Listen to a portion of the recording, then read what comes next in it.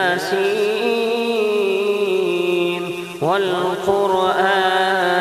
الحكيم إنك لمن المرسلين على صراط مستقيم تنزيل العزيز الرحيم لتنذر قوما ما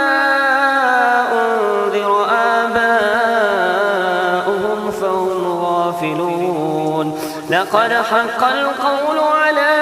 أكثرهم فهم لا يؤمنون إنا جعلنا في أعناقهم أغلالا فهي إلى الأذقان فهم مقمحون وجعلنا من بين أيديهم سدا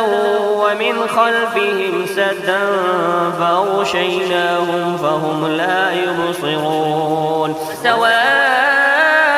عليهم أنذرتهم أم لم تنذرهم لا يؤمنون إنما تنذر من اتبع الذكر وخشي الرحمن بالغيب فبشره بمغفرة وأجر كريم إنا نحن نحيي الموتى ونكتب ما قدموا وآثارهم وكل شيء أحصيناه في إمام مبين وضرب لهم مثلا أصحاب القرية إذ جاءها المرسلون أرسلنا إليهم اثنين فكذبوهما فعززنا بثالث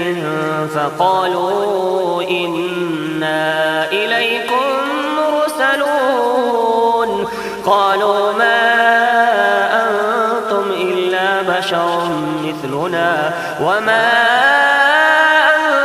أنزل الرحمن من شيء إن أنتم إلا تكذبون قالوا ربنا يعلم إنا إليكم لمرسلون وما علينا إلا البلاغ المبين قالوا إنا تطيرنا بكم لئن لم تنتهوا لنرجمنكم وليمسنكم منا عذاب أليم قالوا طائركم معكم أئن ذكرتم بل أنتم